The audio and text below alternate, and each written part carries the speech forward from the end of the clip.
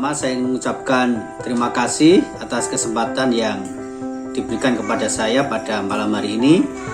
Tentu ini merupakan sebuah kehormatan yang luar biasa dan sangat baik bagi kita semuanya untuk merespon persoalan-persoalan yang sedang berlangsung baik pada level nasional maupun global dengan kajian yang lebih mendalam, supaya kita tidak, tadi sudah disebut ya, tidak terjebak kepada sikap-sikap reaktif atau reaksioner yang mungkin tidak didasari pada pengetahuan. Mungkin juga kita tidak bisa memungkiri bahwa dalam konteks publik Indonesia ada juga sikap-sikap seperti itu. Maka kita harapkan kajian pada malam hari ini sedikit banyak bisa memberikan pandangan yang lebih faktual maupun teoritis gitu ya, atas apa yang sesungguhnya tengah berlangsung dalam konteks global pada hari ini. Nah, teman-teman sekalian, saya jadi teringat ketika dulu kuliah master atau S2 di Australian National University di Canberra di Australia. Itu saya kan sebenarnya masuk di fakultas namanya Faculty of Asian Studies, Fakultas Kajian Asia Tenggara, dan kebetulan jurusan atau program yang saya masuk itu adalah Southeast Asia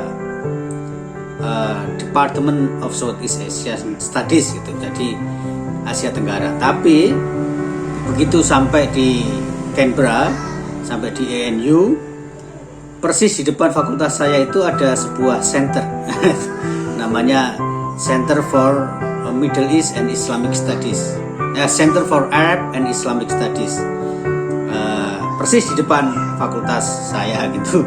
Lalu saya berpikir ulang gitu untuk pindah jurusan gitu ya, karena di situ ada Arab and Islamic Studies. Saya berpikir saya bisa belajar di situ.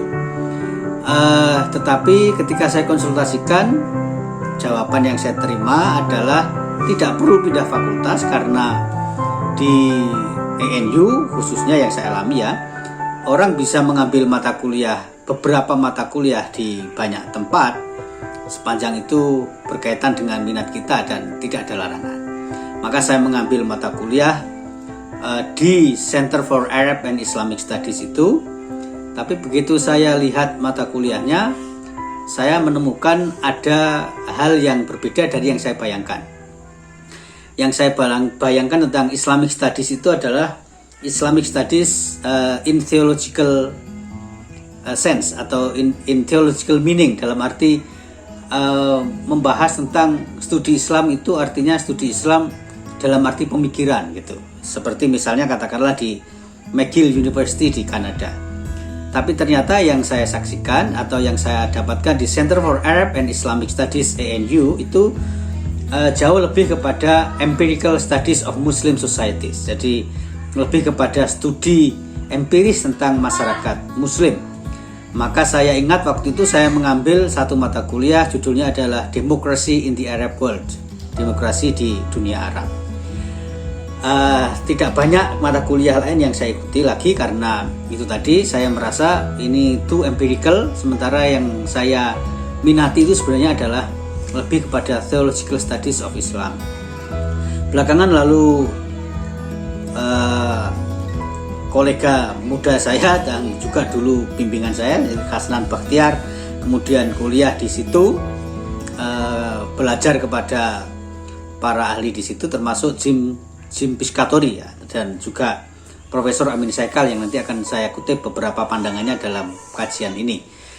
Nah, jadi sebenarnya isu ini menarik bagi saya, tapi memang pada awalnya saya lebih tertarik kepada hal yang bersifat, kalau kaitannya dengan Islamic Studies itu adalah theological aspect of Islamic Studies, atau katakanlah sejarah. Tapi sebenarnya sejarah juga empiris itu. Maka sesungguhnya mau tidak mau dalam perjalanan kita sebagai akademisi, memang kita harus menentukan keahlian ya, tapi pada akhirnya tidak bisa milih-milih. Bacaan itu ya harus baca semuanya betapapun, tetapi membaca semuanya itu harus terlebih dahulu kita awali dengan memiliki konstruksi diri, dalam arti sebenarnya yang kita mau jadikan keahlian itu apa, sehingga kalau kita membaca apa saja itu tidak akan membuat kita bingung gitu. Tidak akan membuat kita bingung karena kita sudah memiliki konstruksi bahwa kita akan mengkaji ini, tetapi sebagai bagian dari general knowledge kita harus mengetahui yang lain juga gitu. Nah, itu yang pertama. Yang kedua, ketika dulu aktif di UMM ya, pada tahun 1990-an lah, 1990-an akhir gitu ya. Waktu itu ada kajian Ramadan, kemudian kami mengundang Profesor Amin Abdullah. Nah, topik yang kami berikan kepada Prof. Amin waktu itu adalah filsafat dan peradaban Islam. Gitu. Ya, namanya mahasiswa kan tidak terlalu paham tentang topik-topik secara khusus atau mendalam.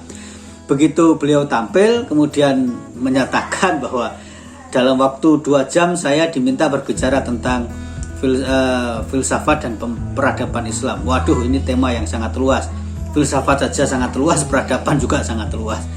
Nah, maka ketika saya membaca topik dalam kajian ini, kok saya merasa mengalami hal yang sama, begitu ya. Tentang sektarianisme Arab itu satu hal, tentang politik peradaban Barat dan Islam juga hal yang lain. Nah, tadi His Excellency Pak Hajrianto dan Mbak Dian sudah berbicara tentang sektarianisme Arab, maka saya ingin mengambil sisi yang belum dibicarakan, yaitu tentang peradaban Barat dan Islam. Karena bagaimanapun apa yang kita alami hari ini, baik di Indonesia maupun di Muslim world secara luas, itu tidak bisa dipisahkan dari istilahnya itu real politik dan geopolitik secara global yang salah satu aktor penentunya itu ya Eropa atau Barat ya, Eropa dulu kemudian sekarang Amerika. Nah, maka saya ingin mengawali dengan itu tadi. Jadi Pak Dubes tadi sudah menceritakan tentang Arab Levant itu apa. Misalnya kalau saya membaca buku tentang Arab, sejarah Arab itu zaman masa lalu ya, ada Fajrul Islam karya Ahmad Amin. Itu bagian-bagian awal menjelaskan tentang itu tadi, seperti yang diceritakan oleh Pak Dubes tadi itu, tentang wilayah Arab itu mana saja sih itu, dan kemudian yang disebut sebagai orang Arab itu siapa. Saya kira itu bisa cukup baik memberikan kita landasan untuk melihat situasi awal.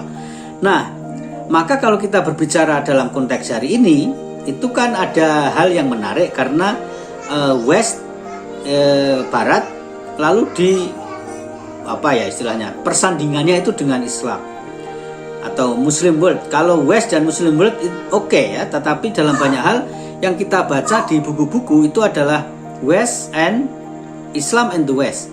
Maka kalau saya mengutip Profesor Amin Saikal misalnya, beliau mengatakan bahwa the West itu refer to those North American, West European and Australasian democracies that have evolved and function as somewhat coherent political and military alliance under US leadership since the Second World War.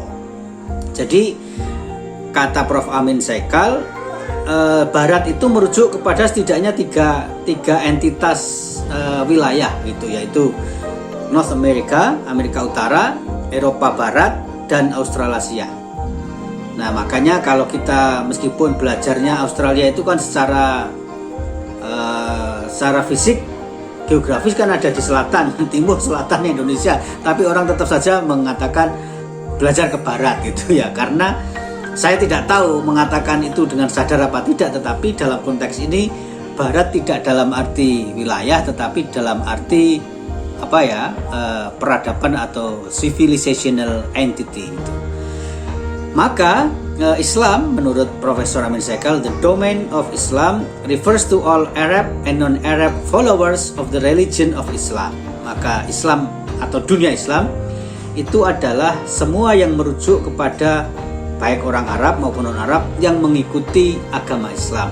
Saya kira ini penegasan yang sangat penting karena bagi sebagian orang di tempat kita ini, seperti tadi Pak Dubes menyebutkan ya, kebutaan kita terhadap Arab itu lalu kadang-kadang menjadikan kita menganggap Arab itu sebagai one entity. Sehingga kalau menyebut ada orang Arab non-Muslim itu banyak orang yang tidak sepakat. Saya pernah menjadi tidak baik dengan seorang teman itu gara-gara saya menceritakan kepada dia saya punya teman orang Lebanon dan Kristen itu. Lalu dia marah kepada saya, kamu ini jangan ngawur, orang Arab kok Kristen. Dan kemudian saya sejak saat itu tidak pernah jadi teman dia lagi. Nah jadi sementara ini ada itu ya, kemudian Arab, non-Arab, kemudian lalu kita juga bisa melihat dalam terminologi yang lain. Misalnya saya ingin mengutip, ini termasuk sarjana barat yang dalam bahasa kajian peradaban itu sering disebut sebagai hostile to Islam. Itu seperti misalnya ya di samping ada nama-nama seperti Huntington, ada Robert Spencer, ada Daniel Pipes, ada juga namanya Bernard Lewis. Nah dia bicara tentang hampir sama dengan Prof. Saikal tadi itu. Kenapa Barat itu sandingannya Eropa, kata dia ya. Eropa sebagai salah satu representasi Barat itu persandingannya kok dengan Islam gitu. Bukankah Islam itu agama dan Eropa itu wilayah gitu. Lalu dia bicara tentang Christianity and Christendom. Maka dia bilang sebenarnya bagi seorang Muslim Islam itu more than a religion, dia bilang begitu. Jadi menyebut Islam itu lebih dari sekedar agama, tapi lebih dari sekedar agama, tapi dia mencakup semua aspek kehidupan. Sehingga singkat kata tidak bisa disandingkan dengan Christianity karena agama dalam pengertian Barat itu berbeda dalam agama yang difahami oleh orang Islam, katanya begitu. Misalnya lagi dia mengatakan karena di dalam agama Kristen, khususnya Western Christianity, itu kan orang selalu membedakan antara the domain of state and the domain of religion. Jadi ada agama, ada negara, ada gereja, ada negara gitu. Sementara di dalam Islam, menurut Daniel Pipes, buku siapa tadi, Bernard Lewis, bukan begitu. Nabi Muhammad itu ya seorang nabi sekaligus seorang pemimpin agama, sekaligus seorang pemimpin politik atau pemimpin negara. Sehingga itu tadi dia mengatakan menyebut Islam sebagai agama dengan Kristen sebagai agama itu tidak imbang. Dalam arti ada banyak dinamika di dalam Islam itu yang lebih kompleks dan tidak terjadi dalam konteks Christianity. Maka kata dia, Islam itu lalu menjadi entitas peradaban. Nah karena menjadi peradaban, maka lawannya adalah Barat atau Eropa atau Amerika. Intinya gitu. Nah dari situlah teman-teman sekalian, lalu kita bisa melihat kenapa ada orang menyebut Islam setuju tidak setuju dengan pandangan ini ya, tetapi pandangan ini menarik untuk kita kemukakan. Nah kemudian saya ingin kembali kepada Profesor Amin Saikal. Beliau menyebutkan bahwa kalau kita berbicara tentang hubungan antara Islam dan Barat tadi itu, maka ada dua kata kunci yang beliau sebutkan, yaitu kompleks and multidimensional. Jadi kompleks dan multidimensional. Kenapa disebut kompleks dan multidimensional? Karena menurut beliau, menurut Profesor Amin Saikal, hubungan Barat dan Islam itu memuat banyak hal. Misalnya ada konflik on cooperation. Jadi Profesor Amin Saikal mengatakan Islam dan Barat di dalamnya ada konflik, tapi juga ada cooperation. Kemudian ada perception and misperception. Ada persepsi berarti yang netral atau benar. Kemudian ada misperception atau persepsi yang salah atau yang dikonstruksi secara salah. Kemudian cultural and social differences. Ada perbedaan kultural dan sosial. Saya kira kalau kita bergaul secara luas ya, tadi disebut saya sebenarnya itu dalam konteks yang resmi itu saya menjadi salah satu fellow istilahnya itu di KAICID, King Abdullah bin Abdul Aziz International Center for Interreligious and Intercultural Dialogue, sebuah center yang diinisiasi oleh Saudi Arabia, tetapi kantornya di Austria dan didukung oleh negara Vatikan dan Spanyol gitu. Jadi ini sebuah center yang menarik karena orang berbicara tentang the urgency of intercivilizational dialogue. Ada kesadaran lebih dari sekedar agama tapi juga intercivilizational dialog agama. Karena itu tadi misalnya Pak Dubes menyebut tentang Arab yang difahami secara agak salah oleh sebagian besar kita. Misalnya kita juga kadang-kadang tidak bisa membedakan katakanlah Saudi Arabia itu sebagai misalnya Saudi Arabia sebagai entitas politik dengan Saudi Arabia sebagai katakanlah khidmatul khodimul haramain. Nah, itu. Jadi kalau kita bicara tentang Arab Saudi itu kan di dalamnya ada Mekah dan ada Madinah. Ada Masjidil Haram, ada Masjid Nabawi. Ya, kesitulah kita berhaji, berumrah, dan orang-orang menyatakan pokoknya kalau sudah berada di dua tempat itu rasanya tidak ingin kembali ke tanah air, misalnya begitu. Maka sebenarnya itu kan kita sedang berbicara tentang Arab sebagai Khodimul Haramain, pemerintahan yang custodian of Haramain. Tapi di luar soal they are custodian to the Haramain tadi, penjaga dua tempat suci, kan Arab juga punya politik, ya gitu loh. Nah kadang-kadang ini yang menyambung yang disampaikan Pak Dubes tadi itu, saya kira memang kadang-kadang masyarakat kita tidak cukup bisa membedakan antara dimensi-dimensi itu tadi dengan dimensi politik. Misalnya bagaimana hubungan antara Arab Saudi dengan Amerika. Ada buku menarik yang ditulis oleh Craig Unger, The House of Bush, The House of Saud. Itu bahkan di situ disebutkan kata kuncinya itu adalah the secret relationship. Itu jadi bayangkan, Craig Unger itu menggambarkan hubungan antara dinasti Saud dengan dinasti Bush itu secret relationship. Nah, oke. Balik ke soal yang tadi, jadi ada social differences, ada cultural and social differences. Kemudian ada penulis lain namanya Tariq Ismail. Kemudian dia menulis buku bersama seorang ahli tentang Islam dari Kanada namanya Andrew Ripin. Dia bicara kalau multidimensional itu tadi bersifat kompleks dan multidimensional tadi yang disebut oleh Ramin Saikal. Maka apa itu dimensi-dimensi yang multi itu? Maka Tariq Ismail dan Andrew Ripin menyebut ada military and economic. Nah, saya kira ini tadi sudah banyak disinggung oleh dua pembicara terdahulu.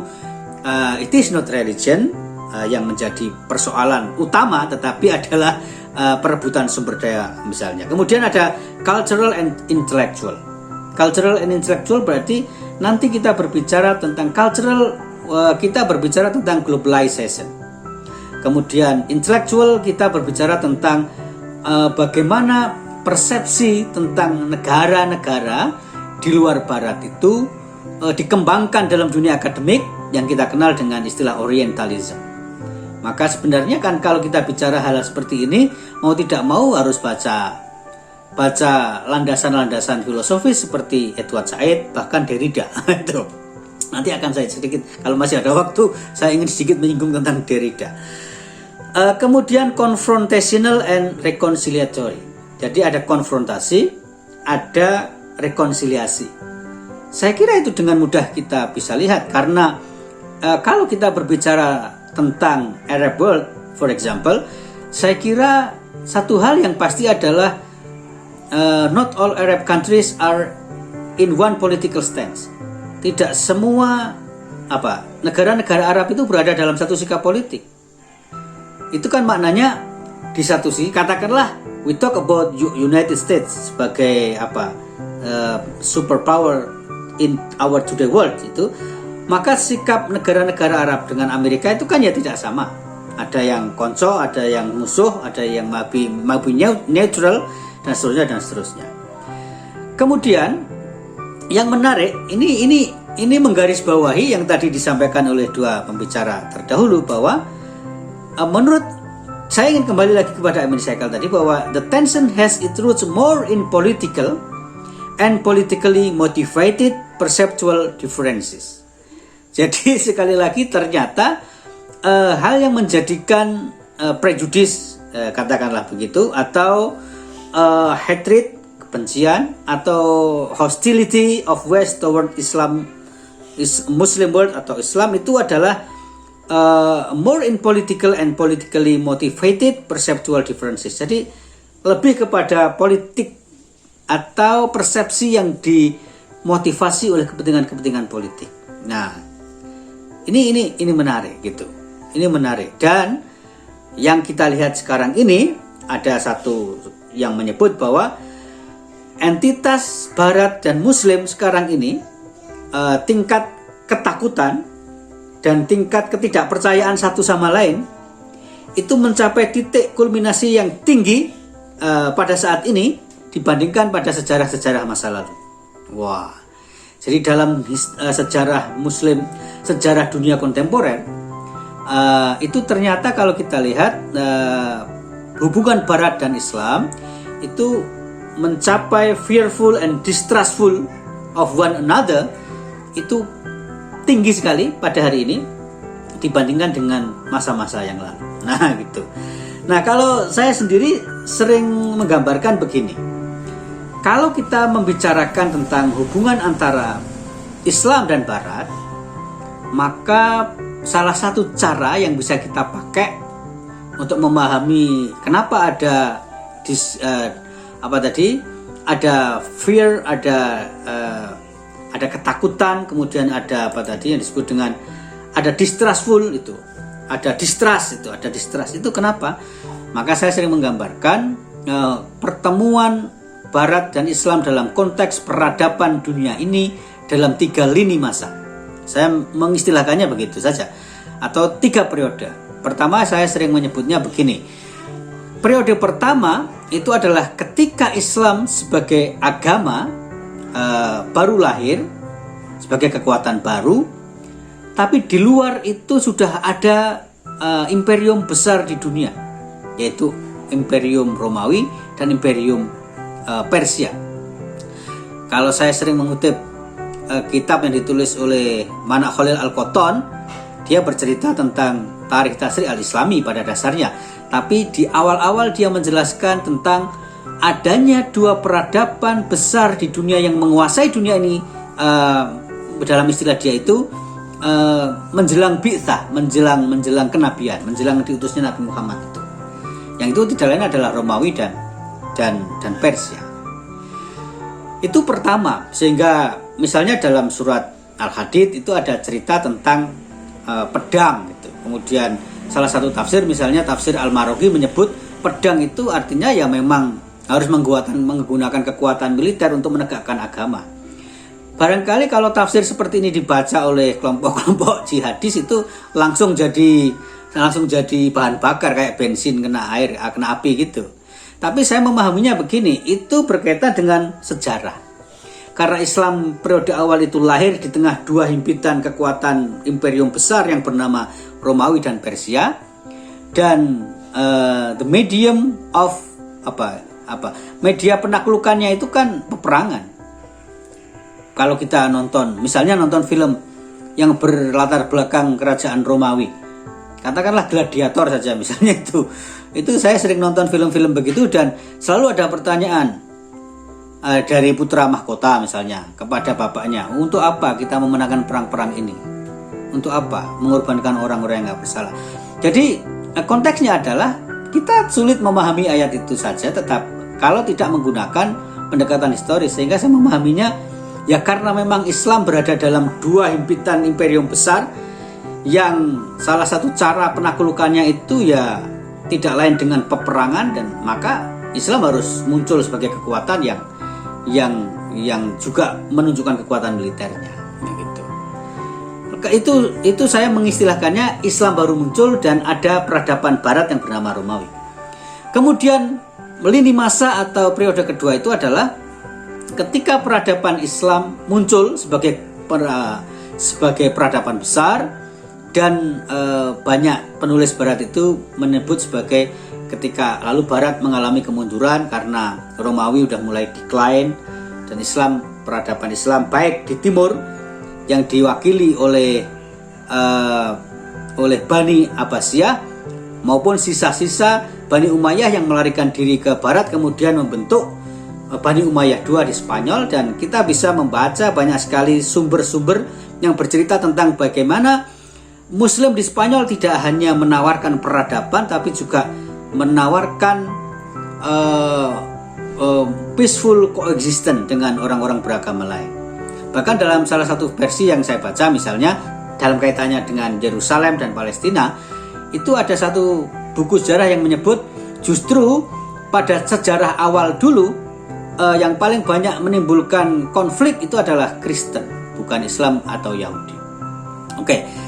Kemudian itu yang kedua ya. Lalu yang ketiga adalah periode ketika Islam mulai mengalami decline lagi, itu yang dalam istilah Sakib Arsalan dia menyebutnya sebagai al-Islamu mahjubun bil muslimin. Islam ditutup-tutupi oleh orang Islam sendiri, berarti kan ada problem internal di dalam kita. Lalu Barat muncul sebagai the rise of Western modern civilization. Itu kan sebenarnya itu. Nah, lalu kita ketemu dengan modernitas. Dalam konteks modernitas itu lalu Islam menjadi lemah, menjadi subordinate. Karena menjadi subordinate itu lalu Eropa sebagai pemain peradaban. Saya kebetulan ketika kuliah di NUS, National University of Singapore, itu pernah mengambil satu mata kuliah judulnya adalah Empire and Imperium. Empire and Imperialism. Jadi kalau tadi di NUS saya ngambil mata kuliah Democracy in the Arab World, kemudian juga pernah ada mata kuliah tentang Oil and Politics gitu. Maka di NUS S3 saya pernah mengambil mata kuliah Empire and Imperialism, yang di situ saya mempelajari tentang karakter imperialisme Barat yang antara Prancis dengan Inggris, Jerman dengan katakanlah Spanyol dengan Portugal berbeda-beda, dan di situ belum ada Amerika. Lalu muncul Amerika sebagai the supreme power today, sehingga dulu yang istilahnya itu motonya itu adalah Pax Britannica, bahwa Britania atau Inggris sebagai kiblat, maka sekarang berubah menjadi Pax Americana. Nah, dari situlah lalu kita melihat bagaimana Barat ini mendominasi dunia Islam dan melahirkan konflik yang sekarang termasuk kita lihat, termasuk sektarianisme dan lain-lain. Itu ada peran global Barat di situ. Tapi karena waktu kita sangat terbatas, maka saya ingin mencukupkan dulu sampai di sini. Mudah-mudahan yang saya sampaikan tidak terlalu jauh dari yang diinginkan dan memberikan manfaat. Terima kasih. Mohon maaf atas segala kekurangan. Wassalamualaikum warahmatullahi wabarakatuh.